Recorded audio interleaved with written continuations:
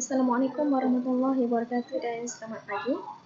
Sebelum ini kita belajar berkenaan dengan sistem ekonomi, di mana kita belajar tiga sistem ekonomi, iaitu sistem ekonomi pasaran bebas, sistem ekonomi campuran dan sistem ekonomi perancangan pusat.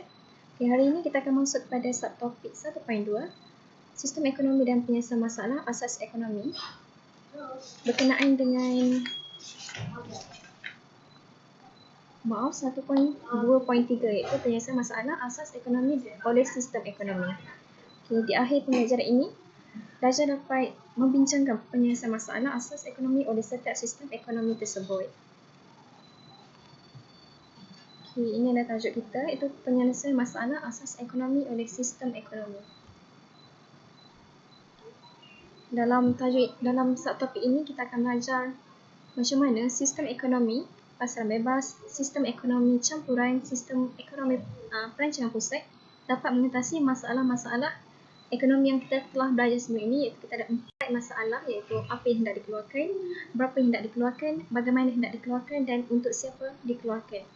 Okey, yang pertama ialah sistem ekonomi pasaran bebas, di mana masalah asas ekonomi yang pertama iaitu apa yang hendak dikeluarkan, di mana bagi sistem ini diselesaikan melalui mekanisme pasaran ataupun kuasa permintaan ataupun penawaran. Pengguna mempunyai keluasan untuk memilih dan membeli barang. Maksudnya tiada sekatan. Okey, yang kedua ialah berapa yang hendak dikeluarkan. Bagi aspek ini pula diselesaikan melalui mekanisme atau kuasa pasaran berdasarkan jumlah permintaan dan penawaran. Okey, interaksi antara kuasa permintaan dan penawaran dalam pasaran menentukan jumlah kuantiti barangan yang akan dikeluarkan. Okey, yang ketiga ialah bagaimana hendak dikeluarkan. Di sini diselesaikan melalui cara pemilihan cara yang paling cekap untuk meminimumkan kos pengeluaran tetapi untuk memaksimumkan keuntungan. Okey, oleh itu intensif buruh dan intensif modal berdasarkan harga relatif yang paling rendah akan digunakan. Okay, seterusnya untuk siapa dikeluarkan. Di sini corak agihan pendapatan atau kuasa membeli individu. Okey, umum mengetahui golongan kaya mempunyai kuasa membeli yang lebih tinggi berbanding dengan golongan yang miskin dan lebih banyak barang akan dibeli. Okey, agihan kekayaan tidak sama rata dalam pasaran bebas. Okey, seterusnya sistem ekonomi perancangan pusat. Sama juga cara untuk mengatasi masalah asas ekonomi yang 4 masalah tersebut. Yang pertama ialah apa yang hendak dikeluarkan, di mana kita tahu perancangan pusat ini dimonopoli oleh kerajaan ataupun badan perancangan pusat. Okay, yang pertama ialah kerajaan, dia berkuasa mutlak menentukan jenis barang yang akan dikeluarkan. Maksudnya pengguna ataupun pengeluar ni tiada hak langsung untuk mengeluarkan suatu barang ataupun memiliki sesuatu barang itu. Yang kedua ialah pengeluar tidak mempunyai kebebasan dalam mengeluarkan barang. Okey, yang kedua ialah berapa yang hendak dikeluarkan. Di sini kerajaan akan menentukan kuantiti barang supaya sentiasa mencukupi dalam pasaran dan tiada masalah kekurangan ataupun kelebihan. Okey, sini juga tiada persaingan antara pengeluar, antara firma, sebab semuanya sudah ditentukan oleh kerajaan. Yang ketiga ialah bagaimana hendak dikeluarkan. Di sini kerajaan memilih cara pengeluaran yang memaksimumkan output bagi mengelakkan pembaziran dan memaksimumkan kebajikan masyarakat. Okey, kerajaan akan memilih intensif buruh bagi mengurangkan pengangguran.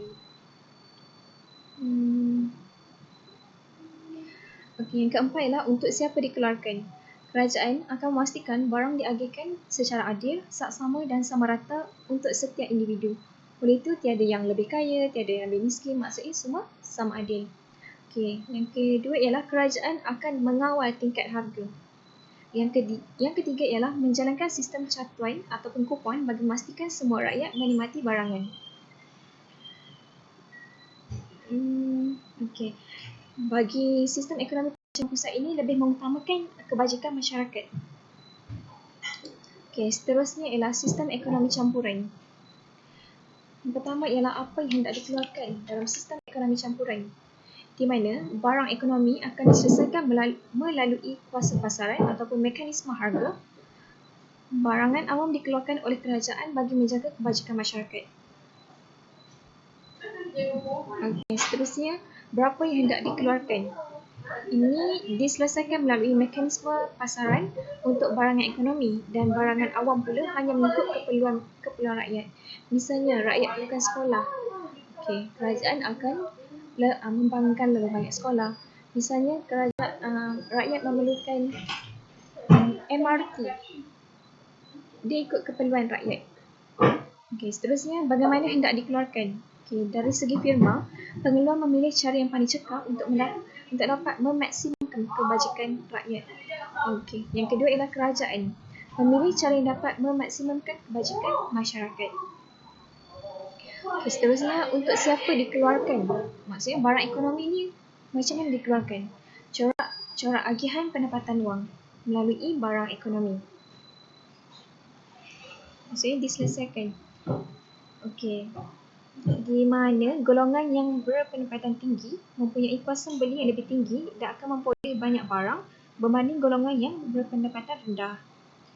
Okey, kerajaan juga akan masuk campur dalam agihan barang melalui sistem pencukaian dan subsidi supaya golongan pendapatan rendah memperoleh keperluan yang mencukupi.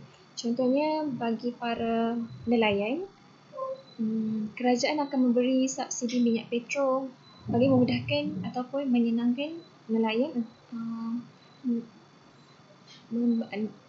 memborong minyak dalam kuantiti yang banyak. Okey, seterusnya ialah barangan awam, di mana kerajaan akan agihkan barang awam kepada semua masyarakat untuk menjaga kebajikan. Okey.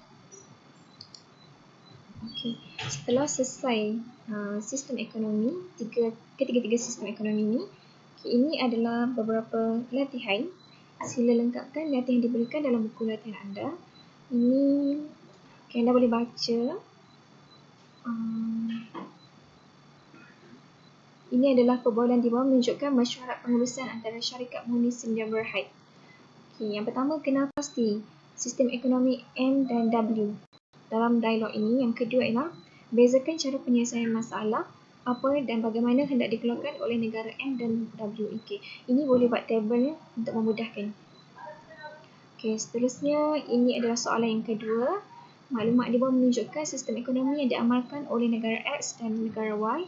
Okey, ini kamu kena pasti selepas membaca penyataan ini ataupun petikan ini, kamu kena pasti negara X ni adalah sistem ekonomi negara apa dan Y adalah sistem ekonomi yang mana. Okay, seterusnya bandingkan sistem ekonomi negara X dan Y berdasarkan aspek di bawah. Okey, cuma okey, itu saja. Harap dapat selesaikan latihan ini dan selepas siap boleh hantar pesan dekat cikgu. Okey, itu saja. Sekian, terima kasih.